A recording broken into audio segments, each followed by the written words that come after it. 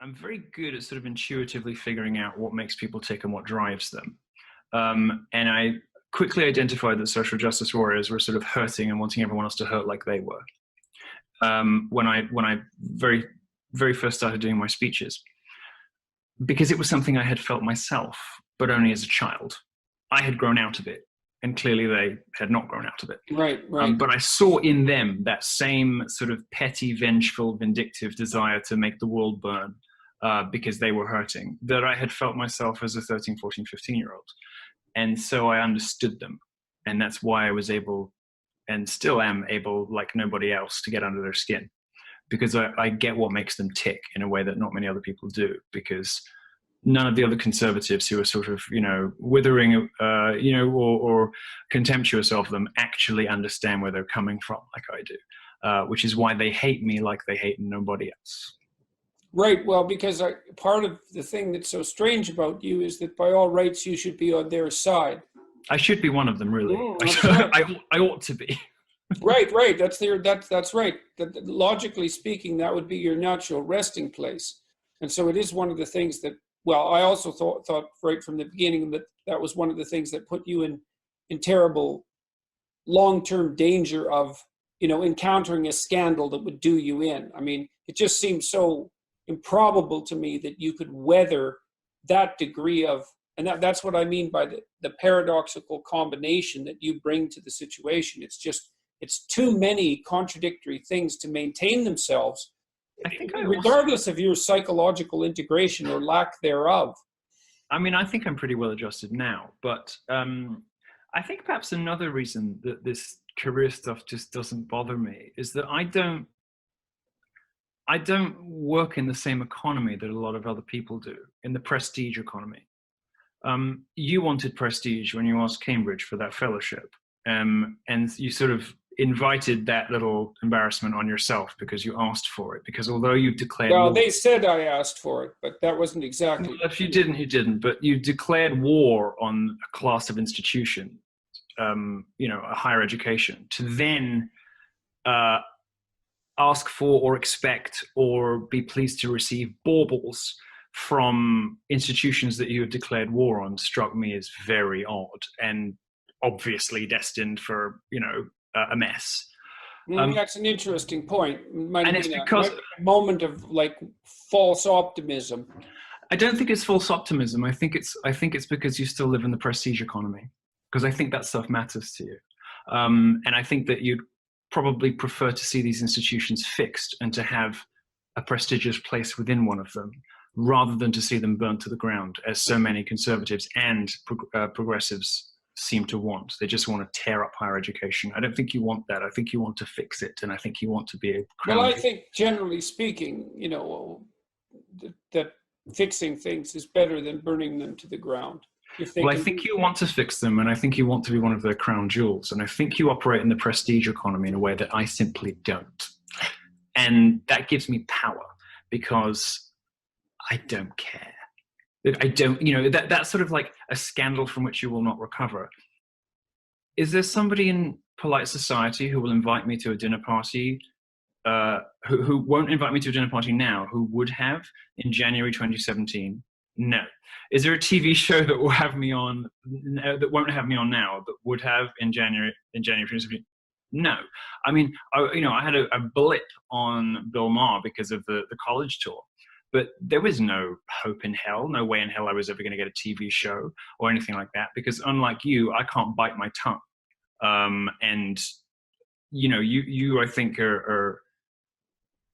I see you maneuvering in a way that suggests that you want to do a lot of good and you're prepared to make some compromises in order to have a platform from which to do a lot of good in a lot of places. I'm a purist, and we differ in that, because I can't bite my tongue. And if I'm across the table from somebody who is an odious piece of, I'm like, I'm going to tell them. And it's always, it's my greatest asset and my greatest weakness. But it's because I'm a purist in a way that you're not. And I don't live in that prestige economy that the rest of you all live in. And you all live in it. the whole conservative libertarian media ecosystem, you all crave Well, prestige. what do you mean by the prestige economy exactly? Like, Position, recognition, titles, being a part of a sort of alternative polite society. You don't want to be excised from the church, because if you did, you wouldn't have signed up with CAA. You want to be part of the church, and I don't. And it can be very difficult for people who are part of the prestige economy, but people who want the TV show, want the fancy agent, want this, want that, and they want to like fix and rule these institutions. It can be very difficult for those people to truly understand someone like me who genuinely can't imagine anything worse. I cannot imagine anything more awful than having to make the sorts of constant compromises in what I say and do in order to maintain a position, because I know it's doomed anyway. Look at Roger Scruton. Did nothing wrong. He is beyond reproach. He is, he is the foremost conservative intellectual of his generation. And they just got him for saying something utterly innocuous in an interview. They're going to get you anyway. Nothing bad has happened to you yet, but it's going to. And I don't say that with any pleasure whatsoever. I sincerely do not, because I think. Well, I've been expecting that for a very long period of time. Well, I'd say many bad things have happened to me. They just haven't. Well, not really. I mean, in compared to what some of us have gone through, whether it's Laura or me or whatever, or Alex Jones or whatever, nothing really bad has happened. Well, fair enough. Yes. It does depend on your comparison group. Well, they are allowing you to grow.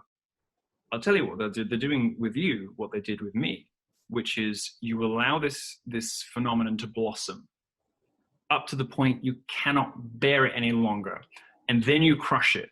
And that is a horrifying warning to others not to overstep. So they did it with me. They let me get as far as Bill Maher and the tour and all the rest of it, and then they came for it. They're letting you climb higher. So your fall is going to be just like mine was, and they'll get you on something else. They'll get you on a complete nothing burger, because mine, let's face it, was a nothing burger. It was, the supposed scandal was predicated on an edited video which did not show that I said that I thought the age of consent was about right. Mm-hmm. And it was based on a lie. If it had been the case that everybody had seen what I originally said, they might have said, please explain this, but it would not have had the same effect that it did. It had the effect it did because it was a deceptive, dishonest, misleadingly edited video. Mm-hmm. Because I had created enemies on both left and right, the establishment right and the whole left teamed up to take me out. You are walking into the same position. And so why do you see that it was the establishment right? Do you think that was the ones who did it? They're the ones who did it. It was the Reagan. Well, it was the Reagan Battalion, the National Review crowd, who put that video together and shared it. They were the ones who manufactured this because they were upset that I didn't give a stuff about CPAC, because it means nothing to me. I didn't even know what it was at the time. But they were upset that I was speaking at CPAC because it was like their precious pure conservatism thing had been taken over by Trump world, right? Right. Okay. And they had to, and so they didn't care so much about the Bill Maher, but the sort of the National Review Reagan Battalion crowd who created and propagated and shared and whatever with this deceptively edited video did so because they couldn't bear the thought of me being the star turn at CPAC. Okay, and you think that that's why they pushed so hard on the pedophilia front? Yes, because they knew it's the one thing that the conservative base would go, yeah? Right. And the left didn't take me out. The right did. Okay. I wasn't aware of that. No, well, the left took you out too as well. So what power does the left have over me? What are they doing to me now that they weren't doing in January 2017? Nothing. Well, I think what my impression, I'm not suggesting that I'm correct, but my impression was that it had something to do with the second of the two or three topics we were going to discuss, which was your claim that the experiences that you had are actually very characteristic of the gay community. And I thought that was unforgivable. No, you see, interestingly, what actually happened about that specific thing is the entire gay liberal establishment went silent. Because what I said was, and I wouldn't phrase it this way again, because it was not quite what I meant, and it was, let's say, incautiously phrased, to put it mildly. What I said was that relationships between older men and I should have said younger men, are a common function of gay life. And I think I said, after a lot of drinks on a late night live stream, they can be hugely positive experiences. I shouldn't have put it like that. I should have said they are a function of gay life. And in many cases, these are like a 35-year-old man with a 20-year-old or whatever. Very often that 35-year-old will sort of induct the 20-year-old into the gay way of things, show them where the clubs are, show them the ropes, in lieu of parents, because the boy's parents don't understand him, maybe don't even know, or have rejected it or whatever. So very often there's a sort of father, there's either an avuncular or a paternal dimension to these relationships.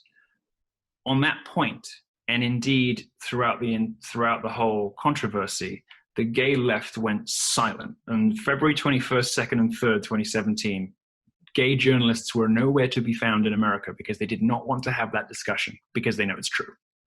Okay, well, so is that a consequence of abandoning you by inaction then? No. What I'm saying is that's not what I'm saying is that's not what was so unforgivable. That wasn't the problem.